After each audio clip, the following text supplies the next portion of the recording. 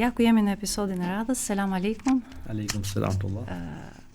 Jemi në një nga episodet të cilat do duam të shpalosim ato elemente të rëndësishëm që ne i kemi përjetuar dhe i veçojmë si shumë të rëndësishme jo vetëm për studentët, por për gjithë dëgjuesit. Është puna vullnetare, vullnetarizmi. Profesor, ç'mund të themi për këtë element kaq të rëndësishëm të shtrirët e të rinjt ose të ky grup të rinj të cilat ne punojmë për kaq shumë vitesh? Një nga gjërat më të veçanta që ka forumi, edhe realisht e gjen pak me vështirësi në Shqipëri, është puna vullnetare. Ne kemi konceptuar që puna vullnetare në Shqipëri ka pas disa dëme, po themi në kohën e komunizmit e shkatroi si term, sepse punoshin me detyrim, po themi për ndihmuar ose për bërë disa vepra të saktuara dhe pas viteve 90 u humb sensi te puna vullnetare. Gjithçka tani është kthyer materiale. Pra ti punon duhet të shpërblejesh, nuk ka më punë vullnetare. Dhe një nga gjërat që kemi futur tek fryma e studentëve është elementi se si këto ish përfitues dikur. Pra dikur kanë qenë përfitues vetë, i ndihmuar nga ana e çajetit. Tashmë i kemi kthyer si pjesë të ndihmës.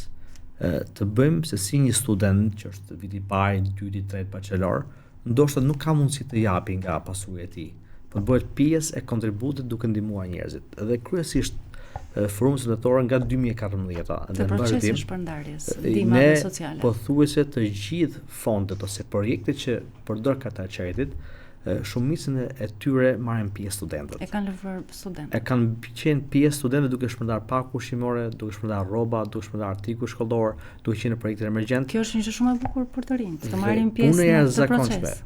Ne kemi përmendur edhe në herë të tjera kemi përmendur fenomenin e tërmetit 2019. Edhe është një nga ngjarjet shumë të bukura për punën vullnetare, për fatkeqësinë e madhe të Shqipërisë. Normalisht nuk është ngjarje e bukur për Shqipërinë, por për punën vullnetare kam patur një situatë që për një orë është bërë grupi për dalë në terren. Pra ne morëm vesh normalisht tërmetin, dolëm mëngjes në zyrë dhe arritëm që në orën 12 të drekës të bëhen 25 veta vullnetar për të shkuar në Thuman, për shkuar në Durrës. Dhe kjo qenë, po themi, nga shoqatat e para në Shqipëri, të cilën kemi ndërhyrë direkt me tërmetin. Dhe si është bërë grupi? Me një mesazh në grupet tona WhatsAppit. Dhe realisht ka patur të gatshëm nga të rit që të morën pjesë në këtë vend. Dhe nuk e harroj atë natë. Kemi qenë tek çadrat që u bën në Thuman, duke dhënë ushqime, duke dhënë ujë. Dhe studentët ishin gatshëm. Më kujtohet, unë kam qenë natën që kemi qenë në Durrës ose ditën dhe natën sepse ka qenë gjatë gjithë kohës. Dhe kujtoj që tërmeti binte dhe studentët tanë vazhdonin të shpërndanin batanie, ka qenë një nga ditët ushqime.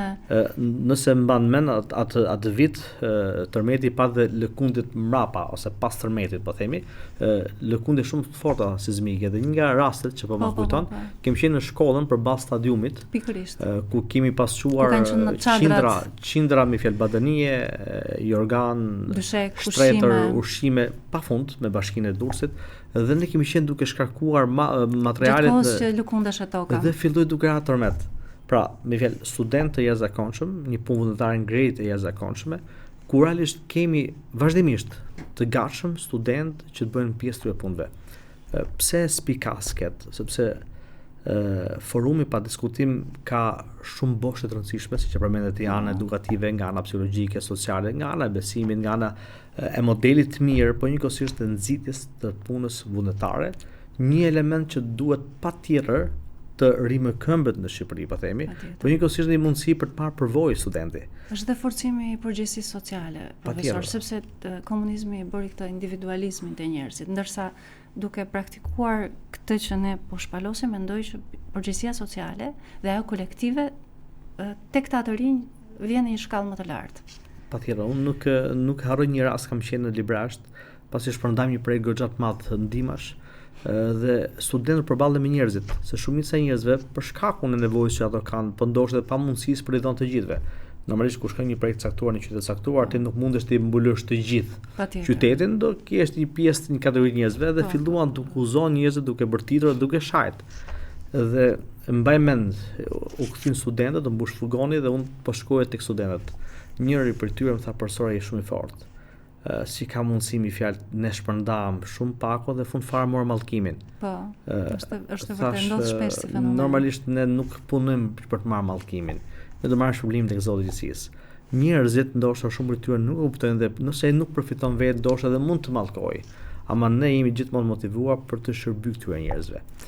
Pra, puna vullnetare i njeh dhe njerëzit nga afër, njeh terrenin nga Solla afër. në kujtes këtë pjesën e shpërndarjeve të punës vullnetare, ka qenë një nga momentet kur studentët kishin shpërndar, ka qenë sezon vere, shumë vap. Nuk e di nëse ka qenë Ramazan, nuk më kujtohet, por ka qenë stina e verës. Dhe duke u shpërndar, sigurisht që lodhja është e madhe në atë temperaturë, dhe thoshin që nga më e madhe kënaqësia kur jep se sa kur merr. Pra ata e veçonin gjithmonë këtë, e kishin kështu si grupet ndryshonin të studentëve sepse nuk kanë qenë të njëjtët student. Por çdo grup e kishte këtë lloj qasje, që nga kënaqësia ka qenë tërmeti i Korçës. Me sa kujtoj, ka qenë tërmeti i Korçës, në tërmetin e Korçës ne kemi çuar edhe ushqim, catering, kemi çuar edhe rroba dhe ka qenë tërmeti i Korçës, ka qenë ditë me vapra realisht. Kemi shkuar në Korçë dhe kjo t'jep një kënaqësi të jashtëzakonshme. E vërtet. Dhe puna nga terreni ndërton dhe individin dhe ndërton dhe ndjeshmërinë e individit që ka për këtë punë për ndihmuar një individ i cili nuk ka mundësi për të mbyllur nevojat e veta. E vërtet.